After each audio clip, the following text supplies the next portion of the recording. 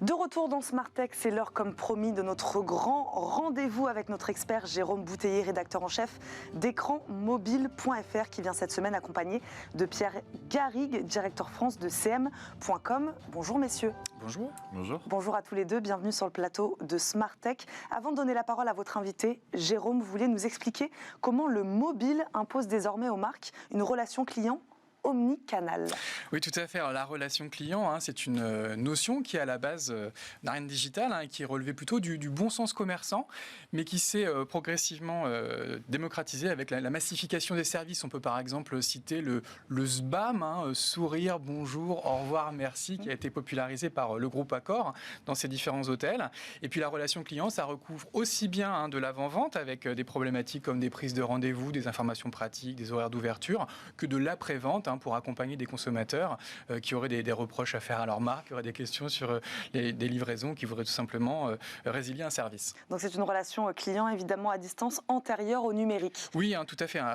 Ça se faisait spontanément dans les points de vente, mais ça s'est fait progressivement à travers le temps à distance. Et historiquement, le premier canal de cette relation client à distance, c'était le courrier postal. Et selon l'Observatoire de la relation client BVA, le courrier postal, c'est encore 15% des échanges entre les consommateurs et une marque, mais il est progressivement supplanté par le téléphone mobile, qui est aujourd'hui le premier canal préféré des Français, avec 60% d'opinions favorables. Donc c'est notre sujet, évidemment, Jérôme, aujourd'hui, une relation client donc qui se digitalise. Voilà. Tout à fait. Alors le téléphone reste le canal préféré des Français, mais il est désormais talonné par le courrier électronique qui représente, selon BVA, 54% des usages. Et juste derrière le courrier électronique, on a le site web qui lui représente 45% des usages de canaux digitaux qui sont quand même relativement ancien, puisque le site web existe depuis déjà une trentaine d'années. Quant au courrier électronique, il vient de fêter ses 50 ans. Et donc ensuite, on entre encore dans une seconde ère digitale avec les réseaux sociaux et les applications. Oui, exactement. Alors, en plus du téléphone, du mail ou du web, l'étude BVA pointe la montée en puissance de ces nouveaux canaux qui sont apparus au cours des années 2010 et qui sont effectivement très liés au smartphone. On peut par exemple évoquer les applications de messaging qui sont aujourd'hui utilisées par 15% des Français. Le seul WhatsApp, par exemple, c'est 6% apparemment des Français qui l'utiliseraient pour échanger avec une marque.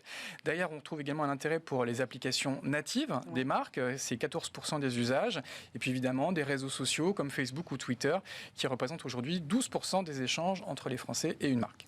Une relation client digitale, mais qui s'automatise aussi. Oui, alors sur ce point, les Français sont un petit peu plus nuancés.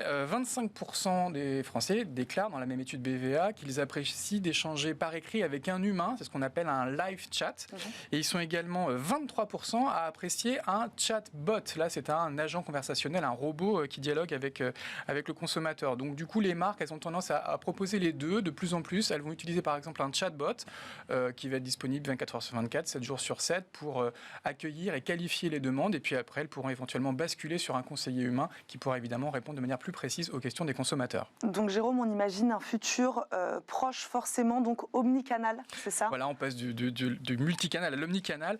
Les Français, ils apprécient le téléphone, ils apprécient le mail, mais ils ont tendance effectivement à multiplier aujourd'hui les canaux de conversation avec les marques. Et l'étude BVA évoque 3,9, quasiment 4 canaux utilisés désormais par les Français pour consommer avec une marque. Donc les marques ne doivent plus imposer un canal à un consommateur. Elles doivent au contraire assumer cette omnicanalité et multiplier les points de contact avec les consommateurs. Aujourd'hui, 80% des Français ont recours à ces services clients, donc c'est vraiment un média de masse. Et on sait aussi que 90% des Français sont prêts à changer de marque s'ils ne sont pas satisfaits par leur relation client. Donc on voit l'importance de ces sujets pour les équipes marketing. Merci Jérôme Bouteiller pour cette belle mise en contexte. On va évidemment donc continuer à parler de ce sujet avec votre invité Pierre Garrigue, je le disais, directeur France de CM.com, historiquement une société spécialisée dans le SMS marketing. C'est ça, expliquez-nous. Donc déjà la société a été créée il y a une vingtaine d'années aux Pays-Bas. On vient en effet du SMS marketing et comme Jérôme le soulignait, on a évolué avec la multiplication des canaux et des outils de messagerie, que ce soit les applications qu'on appelle les OTT, over the top, les WhatsApp, les Instagram, Viber, Telegram, etc. Ou avec d'autres canaux, je dirais aussi d'automatisation comme du bot, des outils marketing et des outils de relations clients. Donc des nouveaux outils, comment votre activité s'est-elle transformée là aussi? Alors c'est une bonne question. À l'origine, donc on a une infrastructure technique qui permet justement de gérer des flux de messagerie assez importants, non seulement sur le marché domestique, les Pays-Bas, mais à l'intérieur de l'Europe et à l'international. Et on a créé une plateforme qui permet en fait à nos clients de prendre différentes fonctionnalités, de les intégrer dans leurs outils, dans leurs infrastructures et d'administrer à la fois des campagnes sur la partie marketing, gérer les flux de communication, gérer le retour des clients sur justement un outil de relation client et de rajouter des sujets comme de l'automatisation avec des bots par exemple dans le parcours qu'ils vont proposer à leur audience. Jérôme. Oui, c'est ce qu'on appelle une plateforme CPaaS, Communication Platform as a Service. En termes de canaux, vous confirmez les chiffres qui sont diffusés par BVA Tout à fait. On a, sur l'année entre 2021, on a déjà 18% d'augmentation du SMS marketing sur l'Hexagone.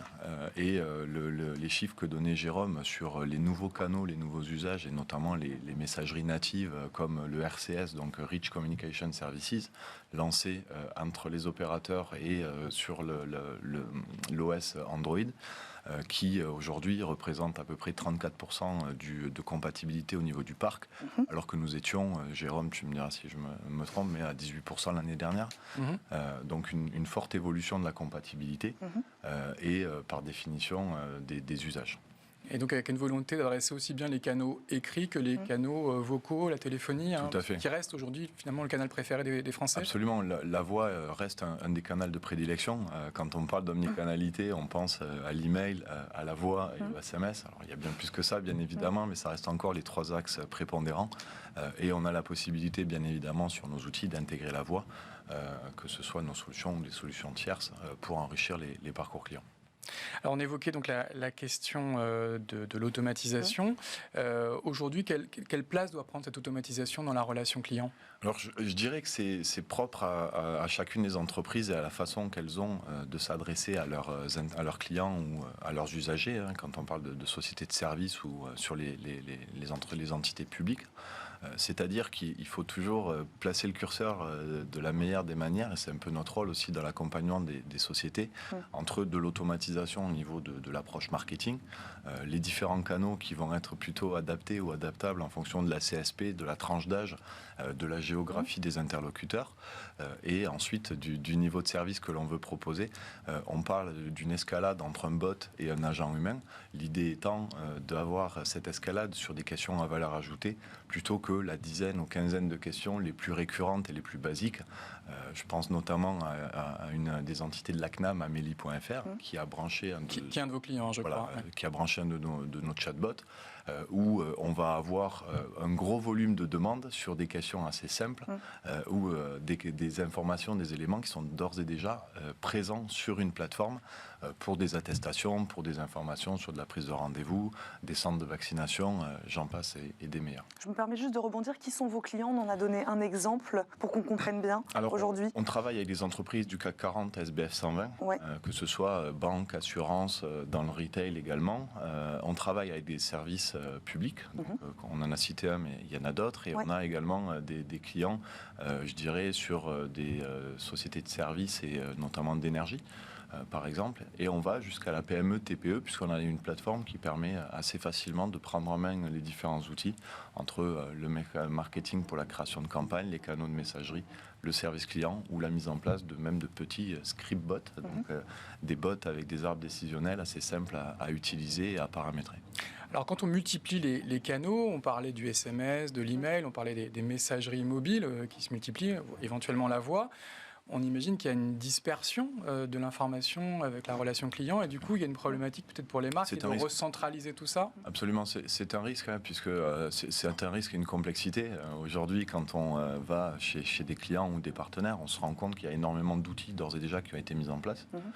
Donc déjà, l'un des premiers exercices, c'est de pouvoir adapter nos outils ou utiliser des API donc, qui permettent d'intégrer tout simplement les flux ou de transférer les flux de data et de communication communication entre différentes plateformes.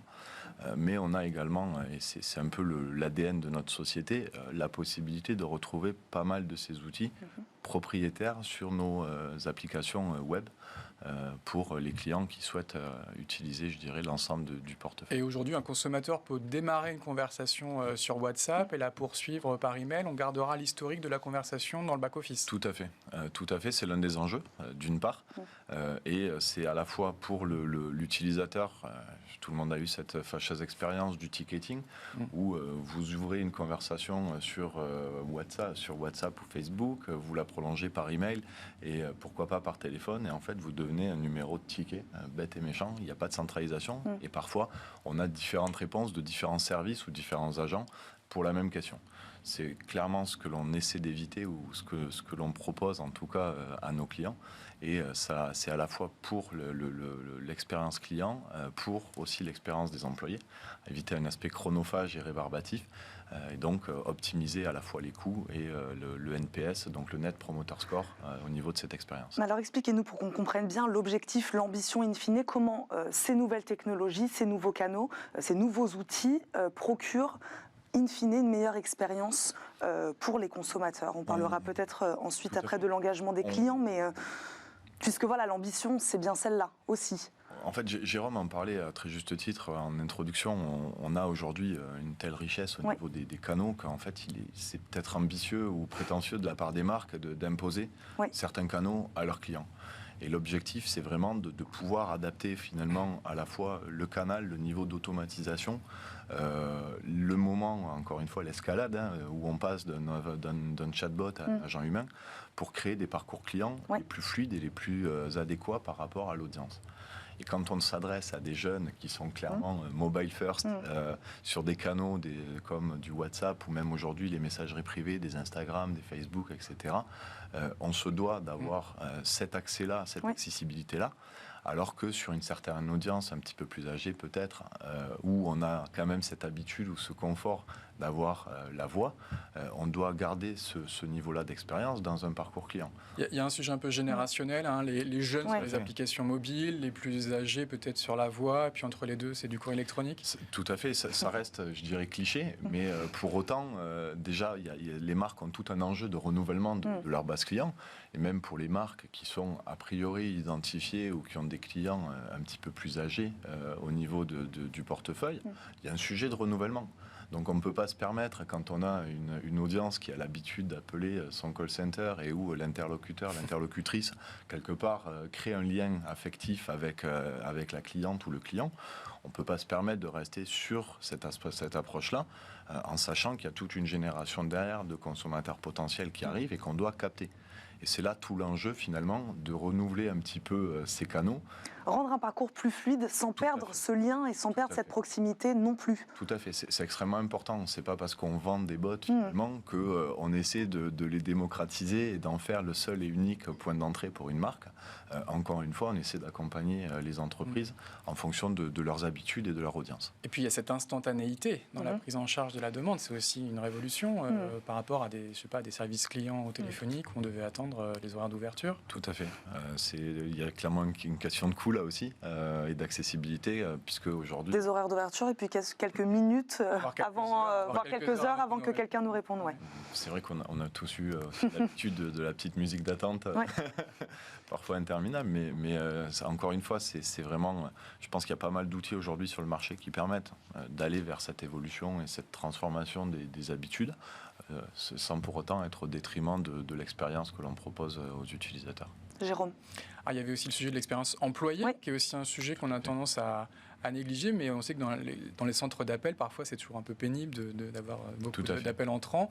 C'est aussi une vraie réflexion aujourd'hui qui est menée dans ce secteur de la relation client. Absolument. Alors, je pense que les services, les sociétés de centres de contact seront encore mieux placés que moi pour y répondre. En tout cas, de notre point de vue d'éditeur de solutions, on essaie, je dirais, de mettre en place une symétrie des attentions. C'est-à-dire que on veut à la fois créer des parcours, et on en parlait depuis le début de cet échange, les plus optimisés ou les plus fluides pour le client sur la partie B2C, mais on essaie également d'améliorer, je dirais, le quotidien des employés, des collaborateurs qui sont de l'autre côté de la balance et répondent à ces questions en leur proposant ou en essayant de les impliquer uniquement sur des questions à forte valeur ajoutée. Oui. Donc encore une fois, avoir traité des demandes qui vont être de la mise à disposition d'une simple attestation par exemple, ou qui peuvent être retrouvées sur une FAQ. Ça ne va pas créer autant de valeur d'un point de vue intellectuel, épanouissement du collaborateur. Donc on va essayer de l'impliquer ou de le faire rentrer finalement en relation client uniquement sur des questions plus complexes avec de la valeur ajoutée pour l'entreprise et pour le consommateur. Rapidement, ces données de la relation client, elles peuvent demain aussi servir pour faire du commerce, aussi servir pour faire de la publicité. Ça va bousculer l'organisation des entreprises. Tout à fait. Et je prendrai même un exemple précis qui est celui du RCS, qui est en plein lancement, je dirais. C'est le successeur du SMS. Voilà, alors, et puis bien plus que ça. Voilà, bien plus que ça. Mais disons que c'est la messagerie native que l'on retrouve d'ores et déjà sur Android, sur tous les téléphones Android. Sur lequel en fait les données disponibles, que ce soit sur la délivrabilité, l'ouverture, l'engagement, la réponse et derrière l'interactivité qu'on peut créer sur le canal, vont mettre en fait en exergue différentes données que l'on n'avait pas forcément l'habitude de voir sur des canaux plus traditionnels et sur notre segment de la relation client. Et c'est des données qui sont à la fois plutôt marketing et marketing automation, mais également commerce, sur l'aspect transactionnel et conversion. Donc c'est assez intéressant parce que ça nous fait un petit peu remonter dans la chaîne de valeur et dans les échanges avec les marques, mais ça permet aussi, et c'est un point assez important, d'utiliser les mêmes canaux qui sont ceux du marketing pour derrière la relation client. Et on en revient finalement à créer des parcours assez fluides en fonction de l'audience, sur lesquels vous donnez à votre consommateur l'habitude d'être contacté sur un canal, et lui donner la possibilité de répondre sur ce même canal, post-achat, post-transaction et engagement avec la marque. Il nous reste 20 secondes, j'aimerais qu'on termine quand même. Donc des données personnelles qu'il faut aussi manipuler, on va parler protection des données en 20 secondes, avec précaution, avec le RGPD. Voilà, vous pouvez nous confirmer ça. Tout à fait. Alors nous sommes une entreprise européenne. Oui. Nos data centers sont propriétaires, donc on n'est pas sur des data centers du marché. Ils sont basés en Europe. Ils sont en Hollande, plus particulièrement dans 3 villes hollandaises. En dehors de ça, on a bien évidemment tous les ISO et autres certifications nécessaires pour le respect de cette donnée. Et on essaie d'accompagner bien évidemment les marques à l'utilisation de nos outils en respectant ces paramètres-là. C'est une évidence. Voilà, et c'est important quand même de le préciser. Voilà. Merci beaucoup à tous les deux d'avoir été avec nous aujourd'hui dans Smart Tech. Merci Jérôme Bouteiller de nous avoir accompagnés. Je rappelle, vous êtes le rédacteur en chef d'écranmobile.fr. Merci Pierre Garrigue, également directeur France ou country manager, mais je préfère directeur France de cm.com. Merci d'avoir été avec nous. Merci à vous de nous avoir suivis. Merci à Caroline Ricross qui m'a aidé à préparer cette émission. On se retrouve demain, même heure, pour un nouveau numéro de Smart Tech. À demain. Ciao.